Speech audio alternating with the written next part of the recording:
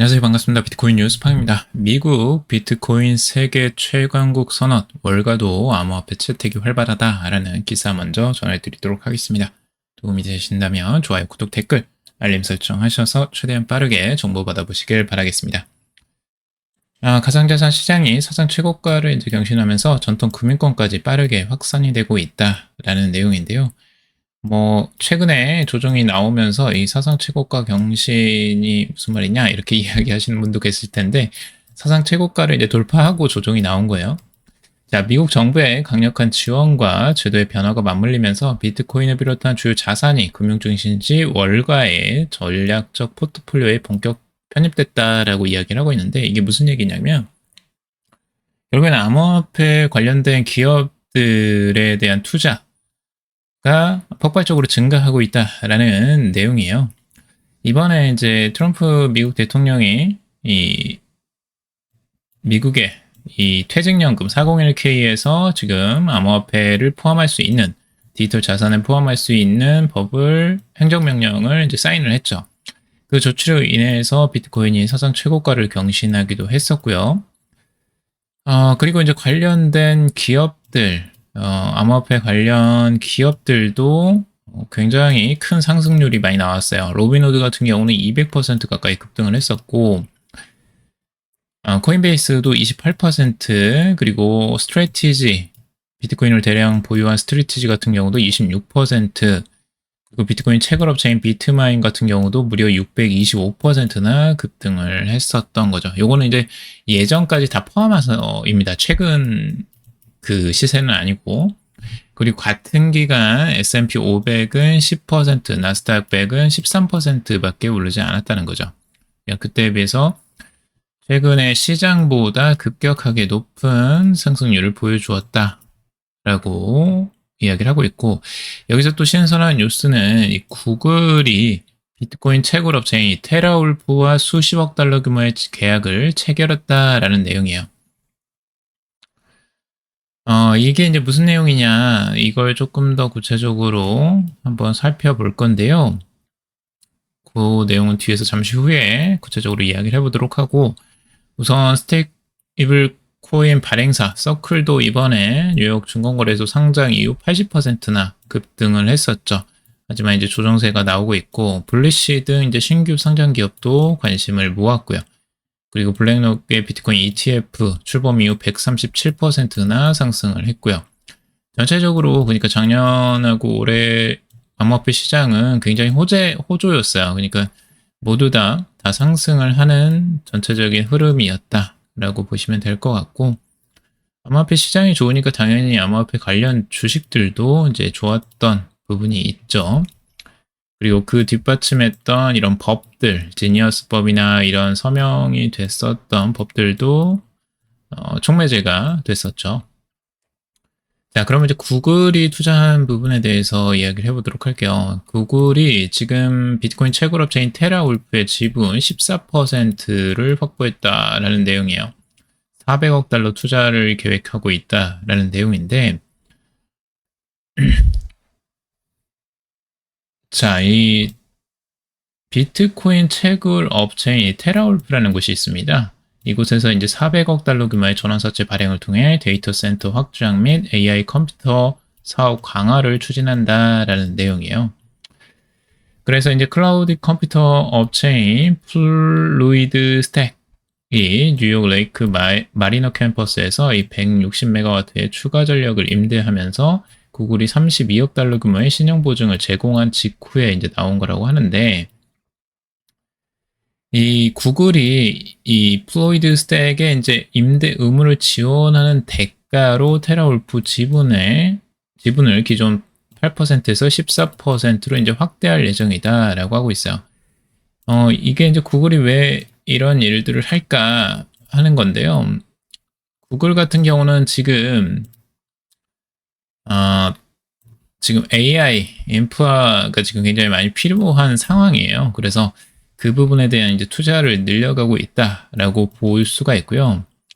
보통 이제 비트코인 채굴과 AI하고 무슨 상관이 있냐라고 생각하시는 분도 있으실 텐데, 이 AI 데이터 센터는 실제적으로 이제 그래픽 카드가 굉장히 중요한 요소예요. 엔비디아가 유명한 이유가 이제 그거고, 실제 이제 컴퓨팅 파워가 굉장히 중요한 요소이거든요, AI는. 근데 그 컴퓨팅 파워는 이 채굴과 굉장히 유사한 형태예요. 그래서 비트코인 채굴을 돌리다가 이제 AI 데이터 센터로 돌리는 게 굉장히 쉽다는 거죠.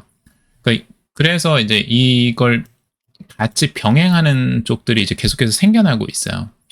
그래서 지금 현재 이제 테라울프 같은 이 비트코인 채굴 기업도 똑같이 인공지능 인프라 시장의 이제 핵심 공급자로 변신하고 있는 거죠. 그래서 지금 이제 AI 클라우드 플랫폼이 플로이드 스택과 10년짜리 대규모 AI 호스팅 계약을 이제 체결을 한 거고요. 구글이 이 계약을 보증하면서 그 대가로 이 테라울프의 지분 8%를 확보했다는데 이제 14%로 늘어난 거고요. 이런 호재가 어디 있겠어요? 그래서 굉장히 큰 호재이죠. 이 구글이 직접적으로 이제 들어와서 이 지분을 가져간다는 거, 그만큼 투자가 들어왔다는 거죠. 구글은 이제 안정적인 이 전력, 그리고 AI 연산용 이런 이제 파워가 필요한 부분이 있는 거예요. 그래서 그것들을 지금 선점하려고 하는 이 구글인 거고, 실제 이제 뭐 코어 EV 같은 이런 AI 인프라 기업들이 있죠. 예, 그런 사례를 이제 따라간다라고 이야기를 하고 있는 거고, 본래 이제 비트코인 채굴 기업은 쌍가에 확보한 전력으로 이제 직접 암호화폐를 채굴해 수익을 냈는데 AI 시대가 열리면서 이 전략을 AI 전산용으로 임대해 주는 것이 직접 채굴하는 것보다 훨씬 안정적이고 수익성이 높은 사업이 된 거죠. 그래서 이제 채굴 산업은 아무래도 이제 비트코인의 등락에 따라서 가격이 이제 천차만별이고 안정적이지 않은데 이 AI 인프라로 가게 되면 이제 고정적인 임대 수익 같은 것들이 생기니까 이게 훨씬 더 이제 안정적이라는 거죠. 그래서 안정적인 수익원이 이제 새로 생긴 겁니다. 이런 이제 채굴 테라울프 같은 기업은 그러면서 이제 각광을 받기 시작했고 실제로 이번 계약의 예상 영업이익률만 85%. 엄청나죠? 영업이익률이 85% 나오는 건 정말 이제 기적이에요, 기적. 그 정도로 굉장히 좋은 수익률을 내고 있다라고 볼 수가 있고 결국엔 이 막대한 전력 확보 능력이 중요한 건데 이 채굴업체들은 이런 부분들을 이미 많이 이제 확보를 어느 정도 하는 상황이기 때문에 이 채굴업체들에게 이제 많이 의지를 하는 것 같습니다. 그래서 전체적으로 보면 이제 구글의 야망이라고 하는데 결국에는 구글은 AI 컴퓨팅 인프라에서 암호화폐까지 야망을 넓혀가고 있다라는 내용의 글이에요. 결국엔 테라울프의 이제 이 지분을 가져오는 것에서부터 이 AI 부분의 이제 데이터 센터의 확장 같은 것들을 이제 꾀하고 있고, 그리고 추가적으로는 이제 스테이블 코인에 대한 투자들도 이어갈 것으로 보여져요. 2025년 6월 포춘지가 이야기를 한 건데 지금 애플이나 X, 에어비앤비, 구글이 모두 암호화폐 기업들과 스테이블 코인 통합에 대한 예비 논의를 진행 중이다라고 보도를 했어요. 그만큼 스테이블 코인 이제 지니어스법이 통과가 되면서 스테이블 코인에 대한 관심도가 굉장히 높고 이런 국지의 글로벌 기업들도 스테이블 코인을 사용을 하기 위해서 지금 전략적으로 논의를 하고 있다는 거죠. 스테이블 코인 사용 안 하면 바보가 되는 거예요. 지금 비용 절감하는 부분들만 해도 어마어마하기 때문에 이걸 사용 안 하는 게 정말 손해일 정도로 무조건 써야 되는 거죠. 그래서 이런 글로벌 기업들이 지금 스테이블 코인에 지금 급격한 관심을 보이고 있고 여기서 보면 이제 구글 클라우드 같은 경우는 웹3 전략 책임자 리치 위드만 같은 경우도 회사가 자사 플랫폼에서 스테이블 코인을 사용하는 것을 검토하고 있다라고 확인하고 있죠. 결국에는 이제 구글도 스테이블 코인을 사용할 가능성이 높다. 사용할 수밖에 없다라고 보시면 될 것 같아요. 그래서 결국에는 테라울프의 주가 막 날라가죠. 지금 여기서 보면 50%가 넘는 59%가 넘는 한 번에 이렇게 급등을 했는데요. 이런 급등 따라잡지 말라고 항상 말씀드리죠. 절대 이거 따라잡지 마세요. 위쪽으로 이렇게 올라와 있는 상태에서는 절대 사는 거 아닙니다. 내려와서 조정 보이고 횡보 보일 때 그때까지 기다려 보세요. 만약에 매수를 좀 고려하거나 뭐 분석을 하고 싶으시면 지금은 절대 매수하는 시기 아닙니다. 자, 그래서 우선은 지금 이런 주가들이 펼쳐질 수 있는 거 결국엔 구글의 힘이죠. 구글이 이렇게 이제 투자가 들어오면서 엄청난 매출의 이제 상승세도 분명히 있을 것이고 구글이라는 이름도 굉장히 중요한 부분이고요. 그래서 암호화폐 업계와 지금 AI가 이제 같이 결합되는 이런 시대적인 상황들, 이런 것들도 여러분들이 염두를 해두시면서 투자를 하시면 도움이 많이 되실 것 같아요. 일석이조죠. 뭐 AI 데이터 센터도 하고 채굴도 하고 이렇게 하면 뭐 기업들로서는 굉장히 좋은 수익원들을 두 가지를 다 가져가는 거니까. 자, 비트코인 11만 5천 달러 급락 비건 투자자들은 저가 매수라는 기사예요. 최근에 이제 비트코인이 조정세가 나오면서 다들 이제 매도를 할 거라고 생각을 하시는데 그렇지 않다라는 거예요. 결국에는 이런 패닉 셀링이 나오는 와중에서도 ETF 자금 흐름은 오히려 유입이 됐다라는 내용이에요. 비트코인 현물 ETF도 그렇고 이더리움 ETF 역시 마찬가지라는 겁니다. 투자자들이 시장이 떠난 것이 아니라 수수료가 낮은 상품으로 갈아탄 것이다 라고 이야기를 하고 있어요. 여기서는 오히려. 그래서 전체적으로 지금 시장 자체가 폭락하는 부분은 아니라고 이야기를 하는 겁니다. 그리고 이번 주 열리는 이제 잭슨홀 심포지엄이라는 게 있는데 이 제롬 파월 연준 의장이 비둘기파적 발언을 내놓을 경우 시장은 급반전할 수 있다라고 이야기를 하고 있어요. 지금 이제 21일 발표되는 미국 실업급여 신청자 수도 투자 심리에 영향을 미칠 것으로 지금 보고 있고요. 주요 지표들은 우리가 이제 체크를 좀 해줄 필요가 있죠. 그래서 제롬 파월 연준 의장이 이제 잭슨홀 심포지움에서 이제 무슨 얘기를 하느냐, 이것도 이제 중요하게 바라보는 건데, 지금 이 일정이 미국 현지 시각으로 이제 21일부터 3일간 이 아이오밍주 그란트 티턴 국립공원 잭슨홀에서 열리는 거예요. 이 잭슨홀 미팅에서는 결국에는 이제 미국의 중앙은행이 보는 중장기 미국 경제에 대한 전망과 통화 정책의 비전을 읽을 수 있는데 올해 심포지움의 주제는 이제 노동시장의 전환, 인구구조, 생산성, 거시경제 정책이라고 하고 있습니다.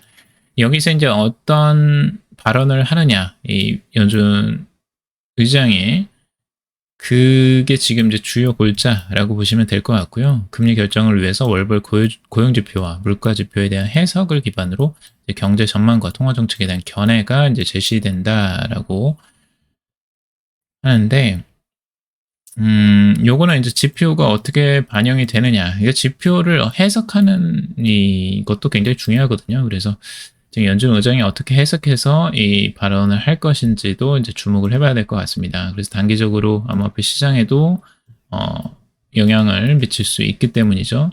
지금 이제 PPI 같은 경우 이제 생산자 물가지수 같은 그런 것도 지금 비트코인의 가격에 영향을 미쳤기 때문에 다른 부분들, 이런 발언들도 굉장히 주의 깊게 바라보긴 해야 됩니다. 자, 비트코인 조정 단기적일 가능성이 높다. 옵션 ETF 트레이더 스테이블 코인 지표 분석이라는 기사인데요. 실제적으로 이제 비트코인이 하락세가 거의 7% 가까이 나왔지만 옵션 스큐 그리고 비트코인 ETF 흐름 그리고 상위 트레이더의 포지션 및 스테이블 코인 수요를 주요 지표로 삼아서 본다면 단기적인 후퇴에 불과하고 비트코인 가격이 12만 달러선을 회복할 가능성이 높다라는 해석이 나왔습니다. 비트코인의 옵션 스큐 지표는 이제 4개월 만에 최고치를 기록하면서 시장의 공포 심리가 확대됐음을 나타내고 있고, 스큐 지수는 균형 상태에서 마이너스 6, 플러스 6 사이로 움직이는데 이 지표는 시장의 하락 대비 보호 옵션 수요가 증가하면 중립 구간을 넘어 이제 급등하는 구조라는 거죠. 반면에 포모 상황에서는 중립 구간 아래로 내려가는 거고요. 그러니까 지금 공포 심리 때문에 이렇게 이제 나오는 것으로 보고 있고요. 오히려 공포 심리 확산은 이제 강한 매수 기회로 대부분 이어졌다라고 이야기를 하는 겁니다. 자, 그리고 일부 투자자들은 지난 7일 연속 이어진 비트코인 ETF 자금 유입이 종료된 데에 따른 자금 유출 우려를 내놓고 있는데 실제 데이터는 이제 반대 상황을 지지하고 있다라는 거예요. 실제 이제 7월 31일, 8월 5일 동안 14억 5천만 달러의 순자금 유출이 발생했음에도 비트코인은 6% 하락에 이제 그쳤다라고 하고 있고요. 그러니까 ETF에서 자금이 유출이 되더라도 그게 계속해서 이제 하락을 암시하는 건 아닐 수 있다라는 것도 우리가 염두에 둬야 돼요. 자, 그리고 스테이블 코인의 수요에서도 큰 이탈 조짐은 나타나지 않고 있다라고 하고 있어요. 그래서 안정적으로 계속 스테이블 코인의 수요는 안정적으로 진행되고 있다라고 보시면 될 것 같고, 자, 그리고 스트래티지 2년 뒤 비트코인 보유량이 90만 개에 달 것이다. 지금 스트래티지가 비트코인을 정말 공격적으로 계속해서 매수를 하고 있죠. 그래서 이 TD코인 같은 경우는 스트래티지가 2027년 말까지 90만 BTC를 보유할 것으로 전망을 하고 있습니다. 네, 시장이 BTC를 보유하겠다는 기업이 많아질수록 스트래티지에는 긍정적이다라고 하고 있고 S&P 500 지수에도 편입될 수 있다라고 보고 있습니다. 향후 비트코인 납세 허용 가능성과 클라우드 기술 진전 등도 잠재적 호재로 지금 작용할 것으로 보고 있고요. 자, 국민연금도 지금 코인 관련주 7,700억 원이나 보유를 한다라는 내용이에요. 지금 국민연금, 우리나라 이제 국민연금 같은 경우 올해 들어 암호화폐 테마주 투자를 공격적으로 확대를 했다라는 내용입니다. 2분기 말 기준 보유액은 5억 5,289만 달러, 약 7,700억 원으로 집계가 됐고 연초 대비해서 무려 182%나 증가했어요. 엄청나게 증가한 거죠. 국민연금도 지금 이제 폼머가 왔나 봐요. 암호화폐 시장에. 그래서 국민연금을 담고 있는 이제 종목 같은 경우는 스트래티지, 코인베이스, 블록, 그리고 이 로빈후드 이렇게 4개의 종목이 가장 크게 나타났다고 하고요. 네, 스트래티지가 지금 가장 두드러진 종목이라고 하는데 이 회사의 지분은 상반기 동안 226%나 늘렸다고 합니다. 약 2,800억 원에 해당되는 거예요. 코인베이스 역시 투자 비중 늘렸고 상반기 보유 비중이 134%나 증가를 했습니다. 2,200억 원에 해당되는 금액이고요. 블록과 로빈후드도 꾸준히 매수를 유지하고 있고 특히 로빈후드가 요즘에 최근에 급격한 상승세를 보여주었죠. 그래서 투자를 국민연금 잘하고 있다 하고 이 암호화폐 투자자들은 그렇게 하고 생각하고 있겠죠. 국민연금이 이제 이런 부분에 대해서 투자를 공격적으로 해나가는 부분들, 트렌드를 잘 읽고 있다라고 좀 보여집니다. 이런 부분에서는. 자, 이더리움 약세 일주일간 2.2조 매수한 고래는 누구인가? 이더리움의 최근 약세를 보여주는 가운데서도 지금 2조 2,500억 원에 달하는 이더리움 37만여 개를 매수한 고래가 있다라고 하는데 이 고래는 어디인가 찾아봤더니 결국에는 비트마인이었어요. 이번에 37만 3,110개의 이더리움을 추가 매입했는데 지금 비트마인의 이더리움 보유량만 지금 152만 개나 된다고 합니다. 네, 어마어마한 수치죠. 지금 600만 개를 목표로 가고 있어요. 총 유통량의 5%인 600만 개를 목표로 지금 가고 있는데 정말 어마무시하게 매수를 하고 있습니다. 빠른 속도로. 평가액만 지금 64억 달러, 하나로 8조 9천억 원에 이르고 있어요. 거의 시가총액에 해당되는 금액일 거예요, 이 금액이. 조금만 더 조정이 오면 시가총액보다 이제 더 많이 이더리움을 보유할 수도 있겠죠. 자, 지금 그리고 이제 비트마인에 대해서 제가 좀 조심스럽다라고 그때 한번 말씀을 드렸던 게 이 스왑 게임 때문에 말씀을 드렸었던 건데 이게 이제 오해하시는 분들이 있어요. 이제 스왑 게임 분들이 너무 이제 많이 투자가 나오고 실제 이 기사들이 계속해서 이제 나오고 있어서 이 부분에 대한 우려가 있다라고 말씀을 드린 거예요. 실제적으로 그러니까 비트마인이 지금 이제 최고점이라는 게 아니고 결국에는 그런 뉴스와 관심이 너무나 집중되어 있어서 그게 조심스럽다라고 말씀을 드린 거예요. 그런데 역시 이제 살짝 조정이 나오긴 했죠. 결국엔 암호화폐 시장이 살짝 출렁이면서 결국에는 비트마인도 이제 조정세가 살짝 나오긴 했는데 그런 부분들을 말씀을 드린 거예요. 일시적인 조정들이 나올 수 있다라고 말씀을 드린 거고요. 장기적으로는 실제적으로 이더리움을 600만 개 만약에 매입을 하게 된다면 실제적으로 이 시가총액을 거의 5배 수준까지 올리는 거예요. 그래서 그 정도의 가치를 가지고 있다면 충분히 장기적으로는 좋은 전망을 가져갈 수 있겠죠. 하지만 이제 단기적으로는 언제든 암호화폐처럼 조정세가 나올 수 있다라는 것도 염두에 두시라라고 말씀을 드리는 겁니다. 투자하실 때 그런 부분 참고하시고 자 그리고 텀리의 비트마인 보유자산 66억 달러 돌파 이더리움 대규모 축적 이것도 똑같은 이야기죠. 150만 개가 이제 넘어섰어요. 비트마인에서 계속해서 축적을 해나가고 있고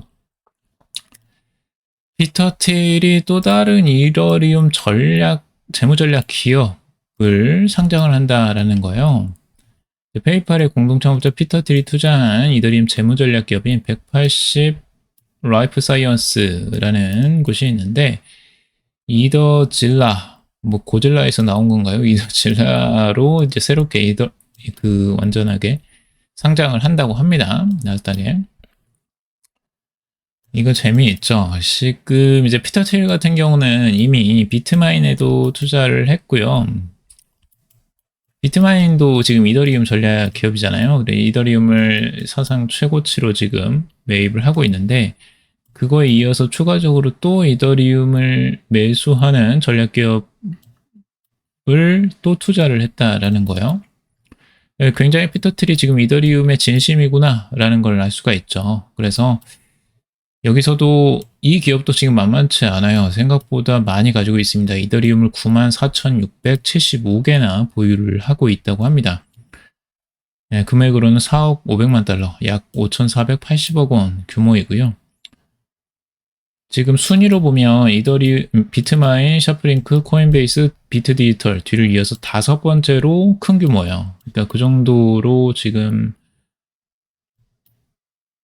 굉장히 영향력 있는 기업이 또 하나 들어온 거고 이렇게 되면 이더리움에 대한 공급 쇼크가 지금 계속해서 대두가 될 수밖에 없겠죠. 이렇게 이더리움을 전략적으로 매수하는 기업들이 계속해서 탄생을 하고 있으니까요. 이런 부분들도 우리가 장기적으로 한번 볼 필요가 있어 보이고요.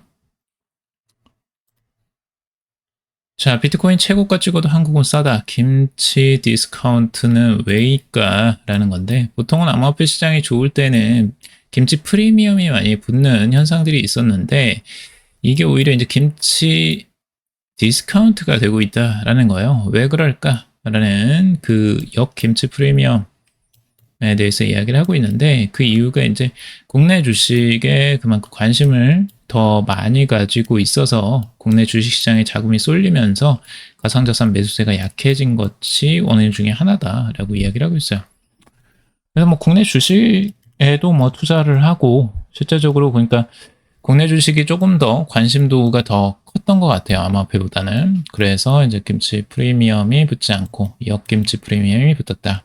디스카운트가 됐다라고 하는 거고 이거는 굉장히 좋은 거예요. 암호화폐 시장에는 좋은 겁니다. 대부분은 우리나라가 김치 프리미엄이 엄청나게 붙으면서 과열 양상으로 가고 결국에는 거의 꼭지점이거든요. 그럴 때가. 근데 아직까지 그런 과열 양상이 오지 않았다는 건 굉장히 암호화폐 시장으로선 다행이다 라고 볼 수가 있어요.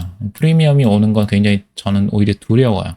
이런 부분 때문에 국내에서 만약 김치 프리미엄이 이제 엄청나게 붙는다. 요거는 굉장히 조심해야 될 시그널이라고 보시면 됩니다.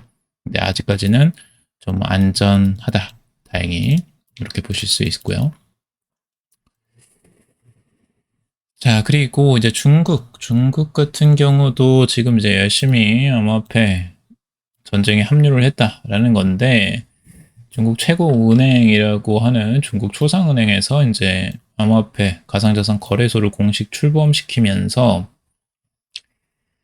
중국 본토에서는 역시 불법이에요. 안 돼요. 근데 이제 홍콩에서만 제도권 편입을 이제 가속화할 수가 있어서 홍콩에다가 이제 그 자회사로 세운 것 같고, 실제로 이제 비트코인, 이더리움, 테더를 24시간 거래 서비스가 가능하다라고 이야기를 하고 있어요.